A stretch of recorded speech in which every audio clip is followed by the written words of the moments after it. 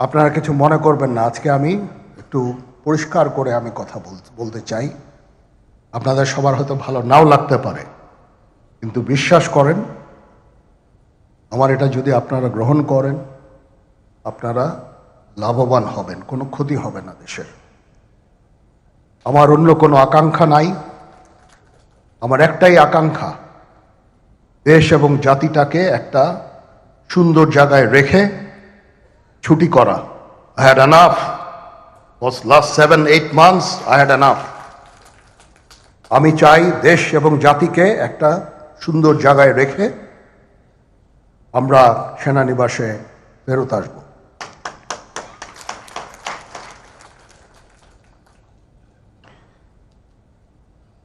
আরেকটা জরুরি বিষয় যেটা আমি ভাবলাম যে আপনাদের সাথে আমি শেয়ার করি। দেশের এই আইন শৃঙ্খলা পরিস্থিতি খারাপের পেছনে কিছু কারণ আছে। প্রথম কারণটা হচ্ছে যে আমরা নিজেরা হানাহানির মধ্যে ব্যস্ত, একজন আরেকজনের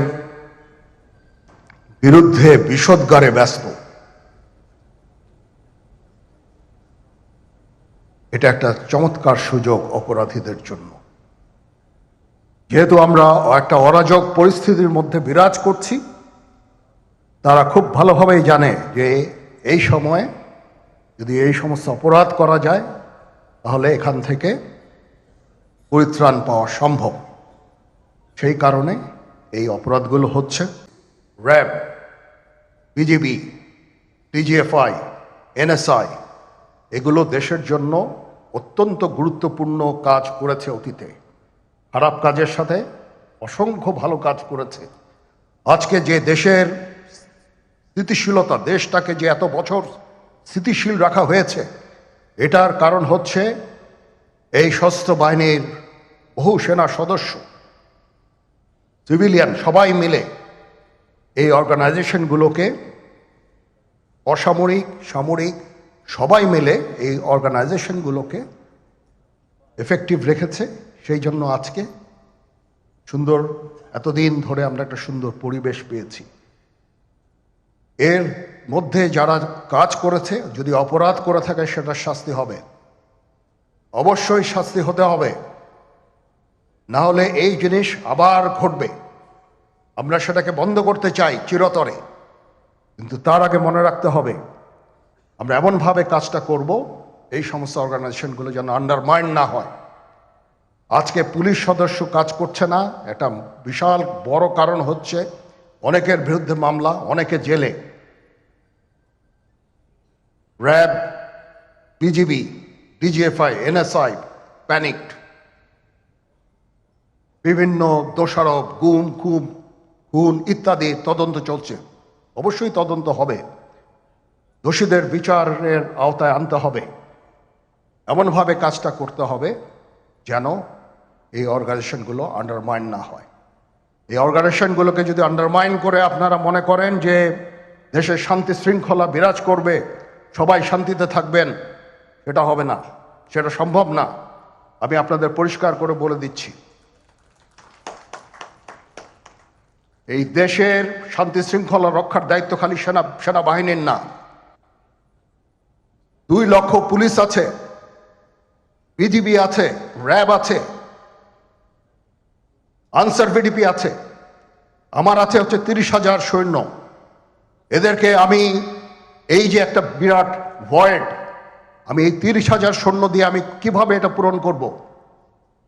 30,000 থাকে, আবার 30,000 চলে যায় ক্যান্টনমেন্টে, আরো 30,000 আসে। এটা দিয়ে আমরা দিন রাত আমরা চেষ্টা করে যাচ্ছি। এখানে যে সমস্ত উচ্ছৃঙ্খল কাজ হয়েছে সেটা আমাদের নিজস্ব তৈরি,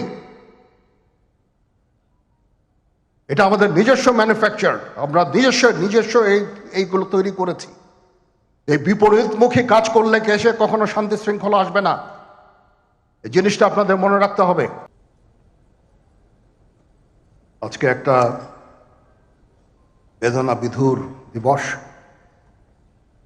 2009 সালের 25শে ফেব্রুয়ারি আমরা এই 57 জন চৌকস সেনা অফিসার, এবং শুধু তাই নয়, আমাদের কিছু কিছু পরিবারবর্গর সদস্যদের আমরা হারিয়েছি।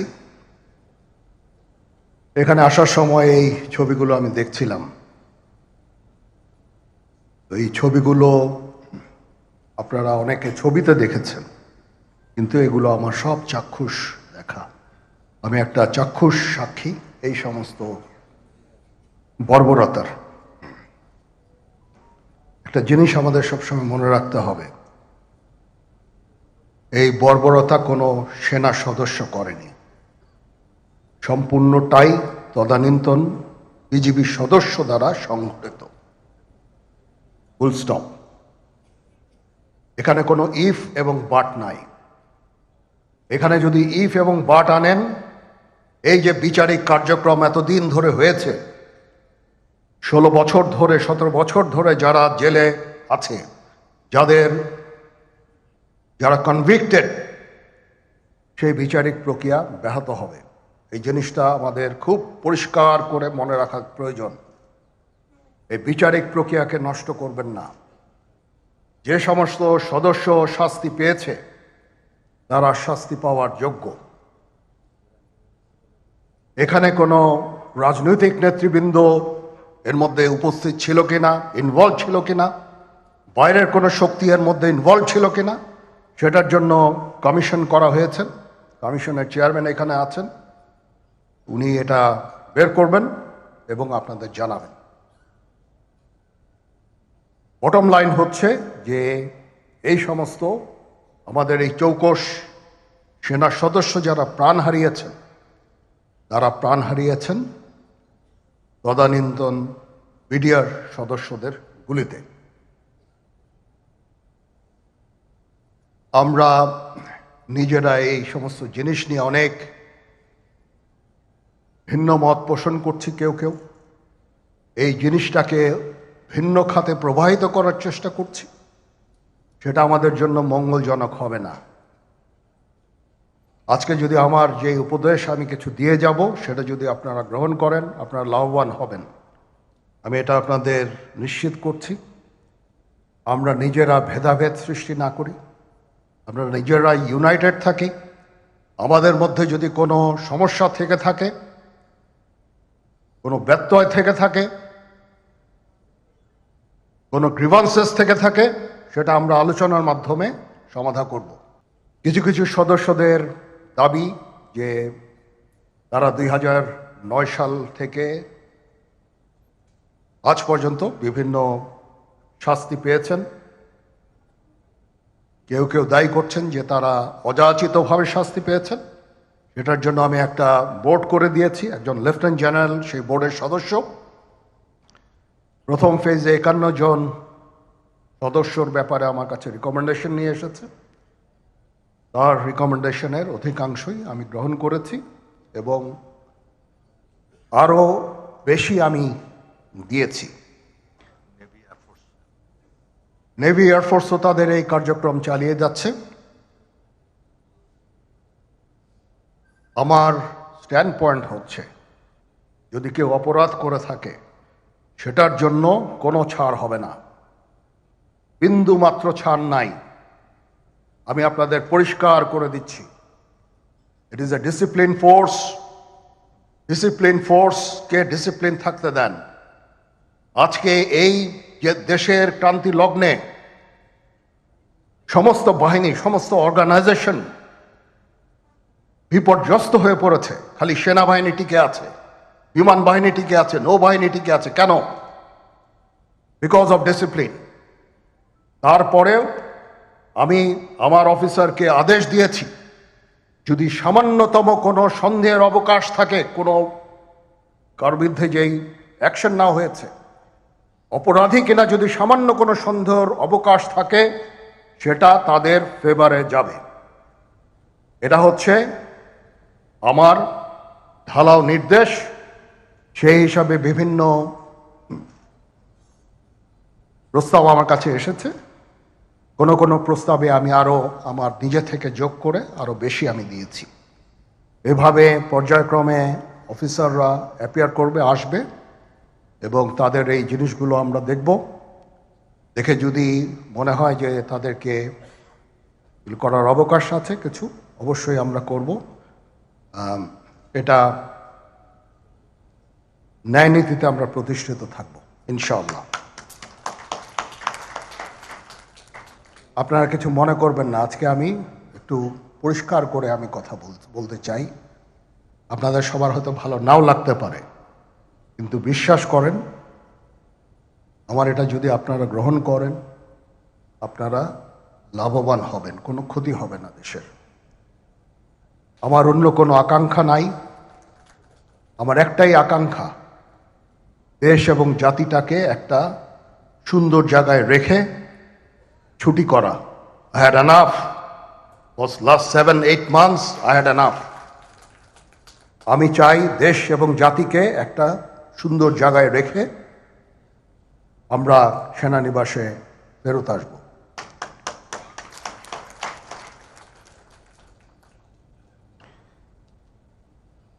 আরেকটা জরুরি বিষয় যেটা আমি ভাবলাম যে আপনাদের সাথে আমি শেয়ার করি। দেশের এই আইন শৃঙ্খলা পরিস্থিতি খারাপের পিছনে কিছু কারণ আছে।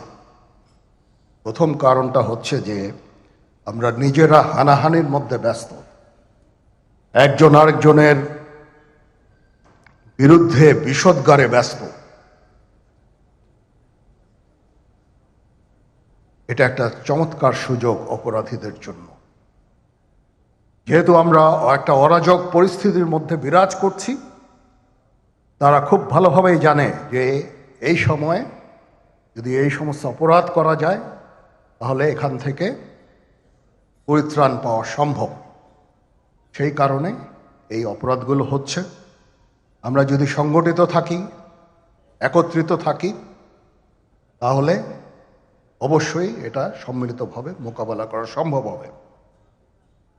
Police, RAB, BGB, TGFI, NSI এগুলো দেশের জন্য অত্যন্ত গুরুত্বপূর্ণ কাজ করেছে অতীতে। খারাপ কাজের সাথে অসংখ্য ভালো কাজ করেছে। আজকে যে দেশের স্থিতিশীলতা, দেশটাকে যে এত বছর স্থিতিশীল রাখা হয়েছে, অসামরিক সামরিক সবাই মিলে এই অর্গানাইজেশনগুলোকে এফেক্টিভ রেখেছে। সেই জন্য আজকে সুন্দর, এতদিন ধরে আমরা একটা সুন্দর পরিবেশ পেয়েছি। এর মধ্যে যারা কাজ করেছে, যদি অপরাধ করে থাকে সেটা শাস্তি হবে, অবশ্যই শাস্তি হতে হবে, না হলে এই জিনিস আবার ঘটবে। আমরা সেটাকে বন্ধ করতে চাই চিরতরে, কিন্তু তার আগে মনে রাখতে হবে আমরা এমনভাবে কাজটা করব এই সমস্ত অর্গানাইজেশনগুলো যেন আন্ডারমাইন না হয়। আজকে পুলিশ সদস্য কাজ করছে না, একটা বিশাল বড় কারণ হচ্ছে অনেকের বিরুদ্ধে মামলা, অনেকে জেলে। RAB, BGB, DGFI, NSI panicked. বিভিন্ন দোষারোপ, গুম, খুন ইত্যাদি তদন্ত চলছে। অবশ্যই তদন্ত হবে, দোষীদের বিচারের আওতায় আনতে হবে। এমনভাবে কাজটা করতে হবে যেন এই অর্গানাইজেশনগুলো আন্ডারমাইন না হয়। এই অর্গানাইজেশনগুলোকে যদি আন্ডারমাইন করে আপনারা মনে করেন যে দেশের শান্তি শৃঙ্খলা বিরাজ করবে, সবাই শান্তিতে থাকবেন, সেটা হবে না, সেটা সম্ভব না। আমি আপনাদের পরিষ্কার করে বলে দিচ্ছি, এই দেশের শান্তি শৃঙ্খলা রক্ষার দায়িত্ব খালি সেনাবাহিনীর না। 2 লক্ষ পুলিশ আছে, বিজিবি আছে, র্যাব আছে, আনসার ভিডিপি আছে, আমার আছে হচ্ছে 30,000 সৈন্য। এদেরকে আমি এই যে একটা বিরাট ভয়েড, আমি এই 30,000 সৈন্য দিয়ে আমি কিভাবে এটা পূরণ করব? 30,000 থাকে, আবার 30,000 চলে যায় ক্যান্টনমেন্টে, আরো 30,000 আসে। এটা দিয়ে আমরা দিন রাত আমরা চেষ্টা করে যাচ্ছি।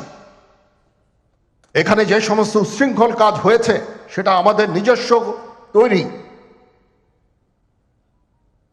এটা আমাদের নিজস্ব ম্যানুফ্যাকচার, আমরা নিজস্ব এইগুলো তৈরি করেছি।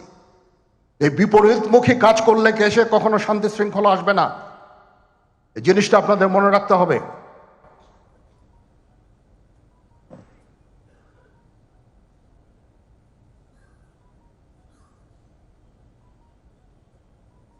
তদন্ত কমিশন হচ্ছে, আবার আরেকটা আমাদের সর্বদা আমরা চেষ্টা করব তদন্ত কমিশনকে সহায়তা করতে। যে ধরনের সাহায্য সহযোগিতার প্রয়োজন হয় আমরা করব। আমরা দেশে একটা ফ্রি ফেয়ার অ্যান্ড ইনক্লুসিভ একটা ইলেকশনের জন্য দিকে ধাবিত হচ্ছে এবং তার আগে যে সমস্ত সংস্কার করা প্রয়োজন অবশ্যই সরকার সেদিকে খেয়াল করবেন। আমি যতবারই ডক্টর ইউনূসের সাথে কথা বলেছি, he completely agrees with me. There should be free, fair and inclusive election, and that election should be within December or close to that. যেটা আমি এর প্রথমেই বলেছিলাম যে 18 মাসের মধ্যে একটা ইলেকশন। আমার মনে হয় যে সরকার সেদিকেই ধাবিত হচ্ছে। ডক্টর ইউনূস যথাসাধ্য চেষ্টা করে যাচ্ছেন এই দেশটাকে ইউনাইটেড রাখতে, কাজ করে যাচ্ছেন উনি। ওনাকে আমাদের সাহায্য করতে হবে, উনি যেন সফল হতে পারেন সেদিকে আমরা সবাই চেষ্টা করব। আমরা একসাথে ইনশাল্লাহ কাজ করে যাব। আজকে রাওয়ার চেয়ারম্যান মহোদয় আমাকে এখানে দাওয়াত দিয়েছেন। উনি চেয়ারম্যান হওয়ার পরে এটা দ্বিতীয়বার আমি এসেছি। ওনার কাছে আমি কৃতজ্ঞ যে উনি আমাদেরকে আলাদাভাবে বা রাওয়া আমাদেরকে আলাদাভাবে দেখছে না। সার্ভিং অ্যান্ড রিটায়ার্ড, আমি তো বলেছি প্রথমেই যে there should be any difference. আমি সেনা প্রধান হিসাবে সার্ভিংদের প্রতি আমার যেই দায়িত্ব, রিটায়ার্ডদের প্রতি এই দায়িত্বের একই দায়িত্ব, সামান্যতম কম বেশি না। সেই চেষ্টা আমি করে যাচ্ছি আমাদের লিমিটেড রিসোর্সের মধ্যে।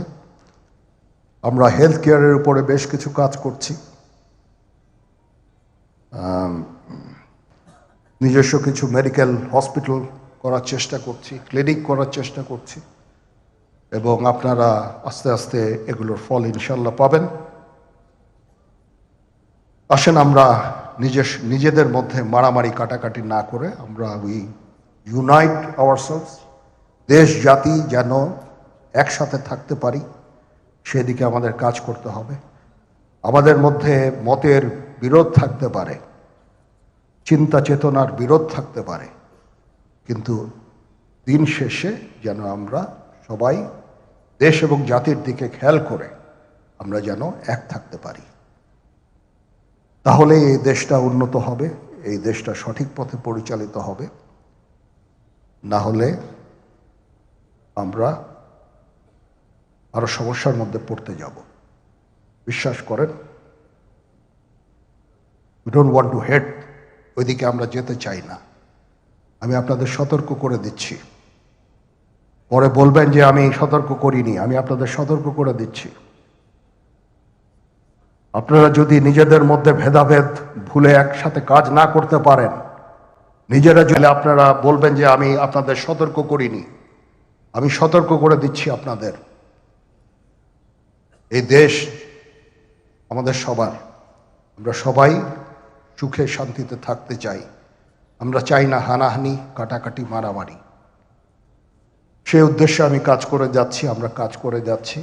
আমাদের সেনাবাহিনীর প্রতি আক্রমণ করেন না। একটা কমন জিনিস আমি দেখতে পাচ্ছি, সেনাবাহিনী এবং সেনা প্রধানের প্রতি বিদ্বেষ কারো কারো। কি কারণে আজ পর্যন্ত আমি এটা খুঁজে পাইনি। আমরা হচ্ছে একমাত্র ফোর্স যেটা আপনাদের জন্য কাজ করে যাচ্ছি, দাঁড়িয়ে আছি প্ল্যাটফর্মে। Of course navy and air force, navy chief আবার মন খারাপ করে করছে। Navy air force all, we all আমাদেরকে সাহায্য করেন, আমাদেরকে আক্রমণ করেন না, আমাদেরকে অনুপ্রাণিত করেন, আমাদেরকে উপদেশ দেন। কোনো একটা সমস্যা হয়ে গেলে আমি যেন নুরুদ্দিন স্যারের স্বর্ণপন্ন হই এবং উনি আমাকে উপদেশ দেন। সিনিয়র জেনারেলরা আমাকে উপদেশ দেন, আমি সবার কাছে স্বর্ণপন্ন হই।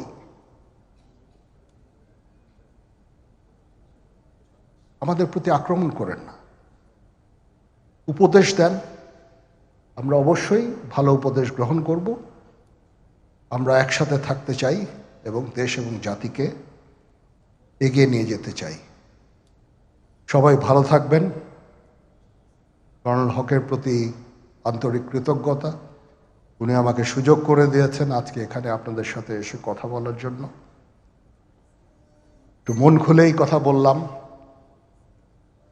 এতদিন যে কথা মনের মধ্যে ছিল সবসময় প্রকাশ করতে পারি না, প্রকাশ করাও যায় না।